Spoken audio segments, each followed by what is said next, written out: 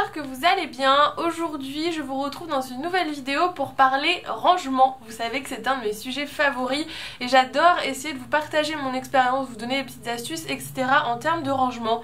Je vous avais montré comment je rangeais mes tampons, je vous avais montré comment je rangeais ma scrap room en général, mais aujourd'hui nous allons nous attaquer à la bête noire de cette scrap room qui sont le rangement de mes die cuts. Alors je vais revenir un petit peu aussi sur mon expérience de rangement dans les die cuts parce que je suis passée par plusieurs modes de rangement sans jusqu'à aujourd'hui trouver quelque chose qui me corresponde. Ce n'est plus le cas, je teste maintenant depuis quelques semaines un nouveau style de rangement qui me correspond, je vous le présenterai juste après, mais je voulais revenir avec vous sur l'expérience du rangement des die cuts. Déjà pour ceux qui débarquent ici, qu'est-ce qu'un die cut? Ce sont ces petits embellissements comme vous le voyez qui sont des embellissements en papier épais qu'on colle un petit peu partout, donc ils sont souvent vendus par collection, même les 3/4 du temps, et ça sert à décorer vos pages de scrap, vos planeurs, etc. J'en ai énormément. D'ailleurs je vais profiter de cette vidéo pour faire un grand tri dans mes die cuts, donc je vous montrerai tout ce que j'ai réussi à supprimer parce que je suis dans une démarche où j'ai envie de trier de fond en comble toute cette scrap room pour encore réduire ma consommation, etc. Mais ceci fera l'objet d'une prochaine vidéo je pense, si j'arrive à mettre en place la démarche que j'aimerais appliquer au quotidien. Mais sachez que je suis passée par plusieurs modes de rangement, donc je vais vous montrer et vous expliquer un petit peu comment à la base j'ai rangé mes die cuts. Le premier mode de rangement pour mes die cuts, donc ça c'était au tout début quand j'ai commencé à en avoir, c'était des petites pochettes plastiques de chez Action. Donc jusque là rangement très économique parce que très peu cher mais avec beaucoup d'inconvénients. Alors oui, vous allez vous dire pourquoi tu ne les laisses pas dans les emballages? Tout simplement parce que la plupart des emballages ce sont des emballages qu'une fois qu'ils sont décollés vous ne pouvez plus utiliser. Et pour moi le problème des emballages c'est qu'ils ont tous une taille différente, donc pour un rangement optimal, si vous n'en avez pas beaucoup c'est pas très grave, mais quand vous en avez une quantité comme moi j'ai, vous ne pouvez pas garder toutes les pochettes etc, c'est clairement impossible. Donc la première solution que j'avais trouvée c'était ces pochettes là. Alors ça a tout de suite eu beaucoup d'inconvénients. Déjà le premier était que je n'avais plus de die cuts dans la pochette à la fin parce que tout partait, simplement parce que c'est une pochette qui glisse énormément, donc vous mettez les die cuts à l'intérieur et bien sûr vous ne pouvez pas la fermer. Alors soit oui vous mettez l'autocollant mais à ce moment là elle ne s'ouvre plus, vous pouvez mettre un petit bout de washi mais c'est pas du tout pratique. Et au bout d'un moment j'avais tous mes die cuts qui étaient sortis de la pochette, donc autant vous dire qu'il y ait une pochette ou pas c'était exactement le même résultat.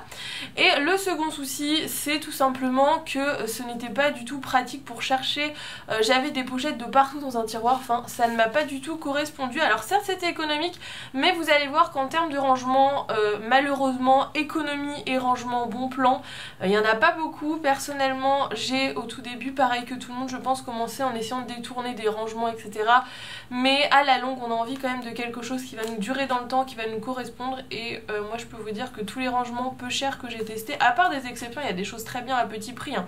Je ne dis pas le contraire, mais il y a beaucoup de choses qui malheureusement ne fonctionnent pas à long terme. Donc ça c'était la première solution que j'ai eue pour ranger mes die cuts. Seconde chose que j'ai utilisée, je vous avais fait d'ailleurs une vidéo à ce propos, c'était un meuble de rangement à bricolage. Donc là encore c'était pas un coût très élevé. Alors le problème c'est que ça prenait énormément de place parce que vous aviez carrément des meubles à bricolage. D'ailleurs si vous voulez aller voir la vidéo vous pouvez aller la voir, il n'y a pas de souci. Le second problème c'est que quand la tour se renverse, tous vos tiroirs se renversent par terre et du coup tous vos die cuts sont répartis par terre, donc c'est une catastrophe. Et le troisième problème est celui qui m'a enquiquiné jusqu'à maintenant, c'est que les grands die cuts ne rentraient pas dans mes petits tiroirs. Donc ce rangement je l'ai eu quand on était à notre appartement, je l'ai eu quand même pas mal de temps, mais au bout d'un moment ça m'a saoulée et clairement j'ai eu envie de changer. Encore une fois l'envie de ne pas dépenser trop d'argent est revenue au galop et j'ai cru avoir trouvé l'idée du siècle, je vous montre ça tout de suite. J'ai donc acheté ces petites boîtes. Alors vous allez vous dire mais c'est génial, c'est une super idée. Attendez je vous explique. Donc ce sont des petites boîtes qui viennent de chez AliExpress. Alors là c'est sûr ce n'est pas cher. Quoique je crois que c'était 2 € la petite boîte ou 1 €, quelque chose comme ça. Donc ça paraît pas cher, mais en vrai pour la taille de la boîte, bon on peut quand même se poser des questions. Celle qui voudrait la dimension, ma boîte fait environ 10 sur 8 cm.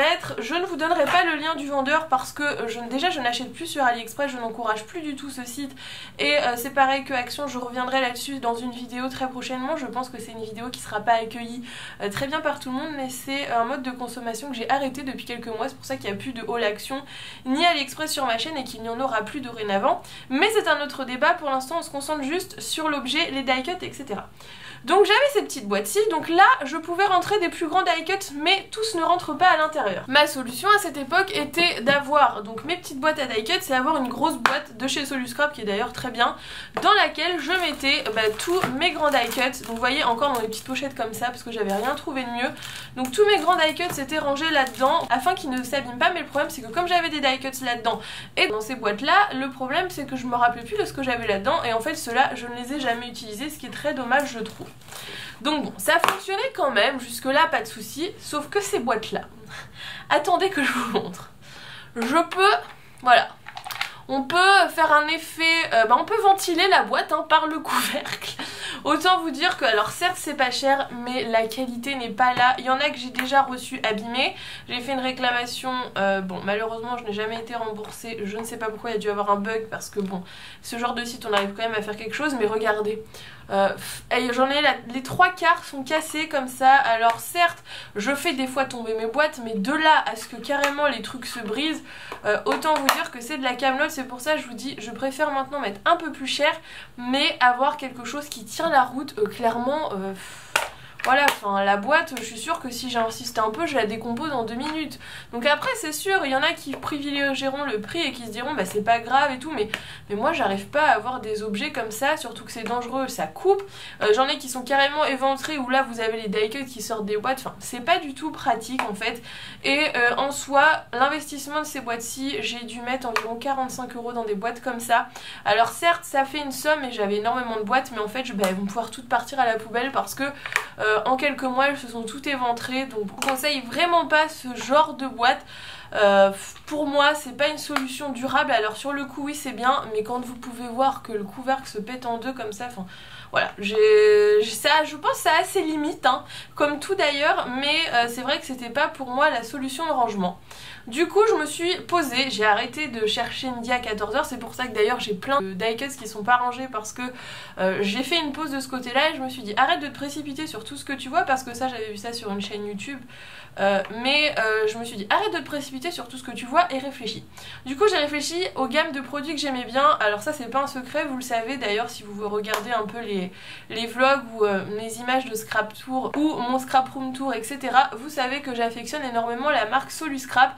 C'est une marque que j'ai découvert par hasard avec un partenariat, un premier partenariat, et au fur et à mesure du temps j'ai racheté plein d'éléments. Les 3/4 de mes boîtes maintenant sont des Soluscrap. Mon rangement à tampons, dont je suis très contente, c'est un rangement Soluscrap, donc c'est né d'un partenariat. D'ailleurs aujourd'hui c'est des choses que j'ai reçues gratuitement que je vais vous présenter, mais sachez que mon avis n'est pas du tout biaisé par le fait que ce soit un partenariat, sachant que les 3/4 de mes rangements dans ma scrap room sont des rangements de chez Soluscrap, parce que pour l'instant pour moi c'est ce qu'il y a de mieux. Après ça ne vous correspondra encore une fois peut-être pas à vous, mais pour ma part c'est ce que j'ai trouvé de mieux. Du coup on repart sur notre histoire de die cut. Donc j'en étais arrêtée avec mes histoires de boîtes, et ce que je voulais pour mon nouveau rangement c'était avoir des boîtes déjà résistantes, donc pas un truc qui se pète en deux, et surtout pouvoir mettre ce qu'il y a là-dedans avec mes die cuts pour pouvoir m'en servir. Je trouvais ça ridicule d'avoir une boîte pour les grands, une boîte pour les petits, enfin ça devenait n'importe quoi. Du coup j'ai envoyé un message à ma copine Christelle qui s'occupe de Soluscrap, et je lui ai dit mais franchement t'as pas un truc pour les die cuts, parce que je galère, je trouve rien, il y a rien qui me plaît. Et elle m'a dit j'ai des boîtes, si tu veux je te montre etc. Donc elle m'a expliqué, et en fait je me suis rendu compte que j'avais déjà certaines boîtes dont elle me parlait dans ma scrap room et que je ne m'en étais jamais servi. Donc ces boîtes-ci, je vais vous les montrer, c'est ce genre de boîte. Alors là vous allez vous dire mais t'as déjà tout rangé. Non en fait pour vous expliquer, j'en avais 3 qui traînaient au fond d'un tiroir, et du coup elle m'a dit teste avec celle que t'as et vois si ça te convient. Alors cette gamme-ci c'est la gamme Clickbox de chez Soluscrap, et en fait je me suis rendu compte que j'avais ces petits modèles, mais je vous les ai déjà présentés parce que ce sont en fait les boîtes qui moi me servent à ranger mes tampons. Alors celles-ci sont plus grandes, je vais vous dézoomer pour vous montrer un petit peu la différence entre les deux. Donc en fait moi j'avais ces versions-ci qui sont, si je ne me trompe pas, les versions 26/26, quelque chose comme ça, que moi j'utilise pour ranger tous mes tampons. Tous mes tampons sont rangés, enfin ceux que j'ai eu le temps de ranger sont rangés dans ces boîtes-ci. Il me reste tous les nouveaux que j'ai reçus là depuis 3-4 mois, je ne range plus rien, c'est une catastrophe, qui sont rangés dans des boîtes. Les autres sont toujours dans leur emballage, mais à chaque fois vous savez je les avais étiquetés etc. C'est hyper pratique pour ranger ces tampons, et c'est vrai que j'avais pas réfléchi que pour ranger les die cuts ça pourrait être une bonne solution. Alors dans cette gamme-ci vous avez plusieurs tailles. Moi j'utilise celles-ci qui d'ailleurs je viens de mesurer ne sont pas les 26 mais qui font 20 cm, enfin 21 cm pour ranger mes tampons. Vous avez les petites que j'ai ici qui sont je crois les 13 cm. cm, et vous avez aussi une taille intermédiaire qui est celle-ci que pour l'instant je n'utilise pas, qui sont les 16 cm. Donc en gros vous avez 4 tailles, si je dis pas de bêtises il va encore y avoir une taille au-dessus de celle-ci, donc moi je n'en ai pas d'utilité.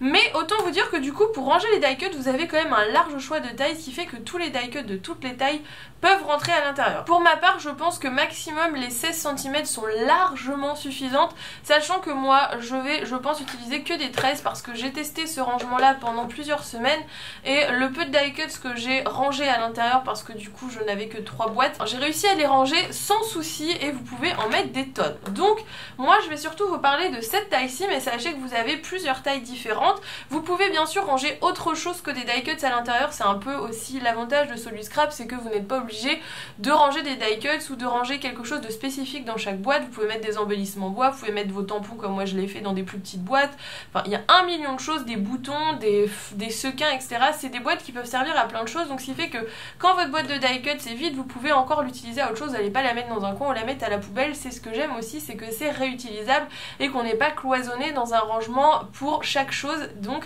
quand votre matériel évolue, le rangement évolue avec vous, je trouve ça génial. Bref, du coup, je vais vous parler un petit peu de mon expérience avec ces boîtes-ci. Donc vous allez voir que ces boîtes-ci, déjà, il y a 3 épaisseurs différentes. Vous avez les fines, les médiums et les grandes. Je vous avoue que pour ma part, je ne vais pas utiliser de grandes parce que je n'ai pas de collection avec beaucoup de die cuts, enfin de là à remplir une grande boîte. Par contre, si vous ne rangez pas vos die cuts par collection, que vous n'en avez pas beaucoup, etc., vous pouvez ranger plusieurs, je pense, vous pouvez ranger au moins 4 voire 5 sachets de die cuts dans cette boîte-ci. Donc là-dedans, vous pouvez en mettre quand même énormément. Moi je vais utiliser uniquement les petites et les médiums à l'avenir, je pense, parce que c'est ce qui me correspond le mieux. Encore une fois, c'est ce que je vous dis, un rangement il peut être joli, c'est bien, mais il faut qu'il soit pratique et qu'il vous corresponde à vous.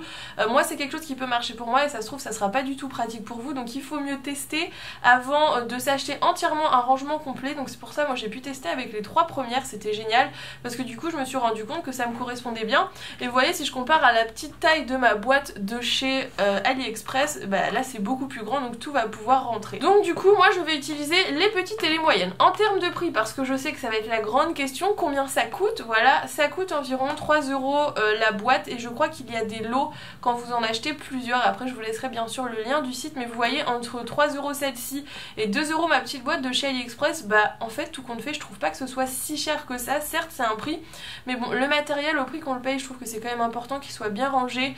Enfin moi pour ma part j'accorde beaucoup d'importance au rangement parce que j'ai pas envie de retrouver des die cuts qui sont complètement tordus, j'ai pas envie que mes collections se mélangent et que je ne sache plus ce que j'ai. Donc c'est vrai que j'accorde quand même une place importante au rangement, surtout que j'ai beaucoup de matos, si je veux m'y retrouver il faut que ce soit rangé. Après bien sûr c'est encore un choix personnel, vous faites comme vous voulez, je ne vous oblige à rien. Bien entendu aujourd'hui je vous partage juste mes astuces. Donc du coup je me suis dirigée vers ces petites boîtes-ci, donc j'en ai reparlé ensuite à Christelle et elle m'a dit bah attends, si tu veux tester je t'envoie une boîte remplie de petites boîtes comme ça. Donc vous avez des médiums et des petites, donc des fines et des médiums parce que moi c'est celle que je vais le plus utiliser par rapport à ce que j'ai encore une fois. Et le gros avantage que je ne savais pas, c'est que du coup les 13 cm rentrent dans ces boîtes-ci, donc qui sont les boîtes que j'ai derrière moi sur mon mur. J'ai un mur entier avec des boîtes comme ça où je range tout ce qui est encre, etc. Et en fait vous pouvez ranger directement vos petites boîtes à die cut, donc je trouve ça trop cool. Quand vous allez quelque part ou quand vous scrapez avec une copine, vous emmenez juste votre boîte avec vos die cut, vous les étiquetez, vous voyez là sur le dessus, et vous savez directement tout ce que vous avez. Enfin, je trouve que c'est vraiment un rangement qui est optimisé à 100% que de chercher au fond d'un tiroir, etc. Enfin, je trouve que c'est une super idée. Après vous me direz ce que vous en pensez, mais on peut quand même en mettre pas mal parce que là en mélangeant des moyennes et des petites, j'en ai 2, 4, 6, 8, 10, 12, 14, 16. J'en ai 16 à l'intérieur, donc franchement je vais pouvoir mettre du die cut. Le but serait que je fasse un bon tri, donc que je réduise le nombre de die cuts que j'ai parce que j'en ai une tonne, vous n'imaginez même pas, et que du coup eh ben, je ne rachète uniquement le nombre de boîtes dont j'ai besoin, peut-être 5 ou 6 en plus au cas où je rachète des die cuts plus tard. Mais j'aimerais bien que cette histoire de die cut soit résolue et que je n'en parle plus comme mon histoire de tampon. C'est vrai qu'une fois qu'on a trouvé le bon rangement, pour le coup on n'en parle plus, tout est rangé et on est tranquille. Du coup ce que je vous propose de faire, c'est de ranger tous mes die cuts, donc je vais tout trier, je vais tout ranger rangé. Je vais essayer de mettre ça dans les boîtes et je vous montre après ce que ça donne. Je vais ranger en priorité ceux qui sont encore dans les emballages parce que du coup ça m'embête un peu. J'ose pas les utiliser pour le moment parce que comme ils sont dans les emballages c'est une galère parce que je sais qu'une fois que c'est ouvert c'est mort. D'ailleurs j'ai un paquet d'Halloween qui s'est vidé au fond de mon tiroir. Je vous aurais mis je pense une photo au début de la vidéo vous montrant l'état de mon tiroir à die cuts. Franchement c'est une honte hein, il faut se le dire, c'est honteux d'avoir autant de bazar. Mais c'est pour ça, je vais essayer de ranger en priorité ceux qui n'ont pas de rangement et ensuite au fur et à mesure, parce que je pense que j'en aurai pas assez, qu'il faudra que je lui en recommande, je viderai mes boîtes de chez AliExpress. Celles-là sont bonnes je pense pour la poubelle, en plus ça fait du gaspillage parce que c'est du plastique qui est pété donc on s'en sert même pas. Donc je vais essayer de vider tout ça pour ensuite pouvoir tout transvaser dans des boîtes comme ceci. Ça va me permettre aussi de vider ma petite boîte ici et de pouvoir l'utiliser pour autre chose, qu'à la base je rangeais des washi dedans mais j'ai dû vider les washi pour mettre du coup mes gants die cuts. Donc tout le monde va pouvoir retrouver sa petite place, sa petite famille. Je suis pas sûre que j'aurai le temps de les étiqueter aujourd'hui parce que j'ai plus de piles dans mon étiqueteuse et je suis pas sûre d'avoir des piles chez moi. Mais en tout cas on va ranger ça et je vous montre ça tout de suite.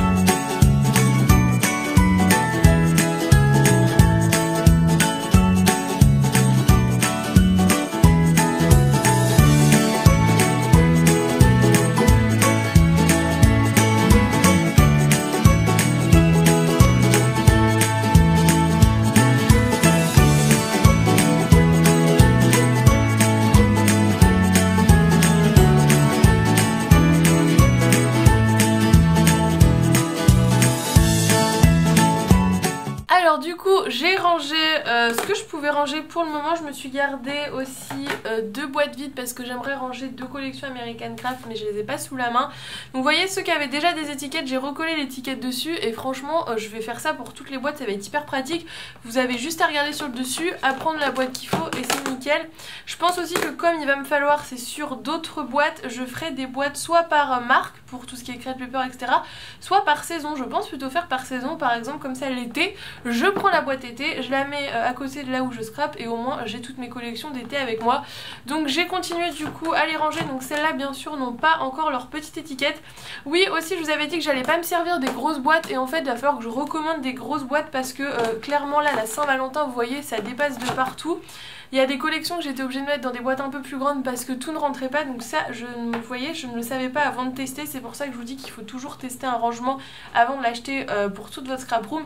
C'est qu'en fait, je pensais que j'allais avoir plus besoin de petites et de moyennes. Et en fait, j'ai quand même besoin de grandes boîtes. En fait, je pense que les petites, je vais m'en servir pour les collections où j'ai uniquement des restes.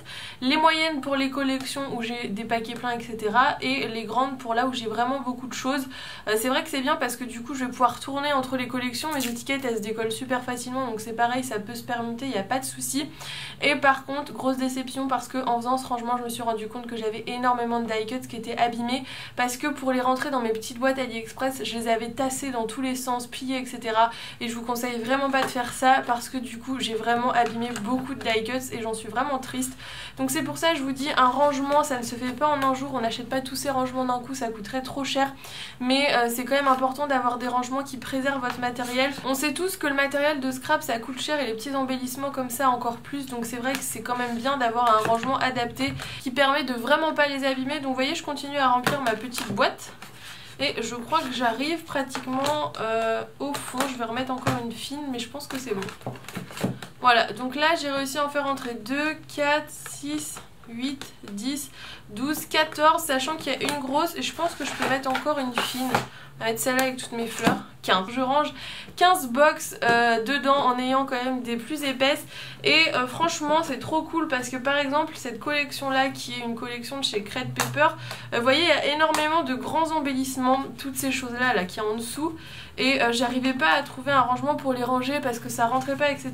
Et en fait d'avoir plusieurs formats au choix, ça permet vraiment d'avoir un rangement qui permet de ne pas du tout abîmer son matériel et d'avoir un rangement optimal. Donc voilà un petit peu pour comment vont être rangés maintenant mes die cuts. Donc comme vous voyez, il faut quand même que je recommande des petites boîtes comme ça parce qu'il me reste au moins la moitié de mes boîtes en plastique, sachant que j'ai quand même fait pas mal de vide, mais je pense qu'il me faudra clairement 3 caisses comme ça pour ranger mes die cuts. C'est pour ça qu'à l'avenir j'aimerais que ça roule bien, que j'arrive à terminer des collections, etc. en même temps pour éviter d'en accumuler trop, mais ça permet aussi de se rendre compte de tout ce qu'on a parce que je vous avoue que tout en fond d'un tiroir on voyait pas très bien. Là je saurais tout ce que j'ai, alors ça peut paraître alarmant, oui je suis d'accord, mais ça va me permettre surtout d'avoir des embellissements qui sont pas abîmés, qui prennent pas la poussière, qui sont pas au fond d'un tiroir et que du coup je vais peut-être plus les utiliser parce que j'aurai un visu dessus tout le temps. Donc voilà un petit peu pour mon idée de rangement à die cut. Si cette vidéo vous a plu, n'hésitez pas comme d'habitude à la liker. Et oui, je ne vous ai pas dit, la boîte qu'elle m'a envoyée avec toutes les boîtes à l'intérieur est à gagner du coup sur Instagram, donc j'espère que ça vous fera plaisir. Nous on se retrouve très vite dans une nouvelle vidéo, du coup allez sur Instagram si vous avez Instagram bien sûr pour essayer de remporter cette boîte et ce kit de démarrage pour ranger tous vos die cuts et je vous fais d'énormes bisous. Bye bye.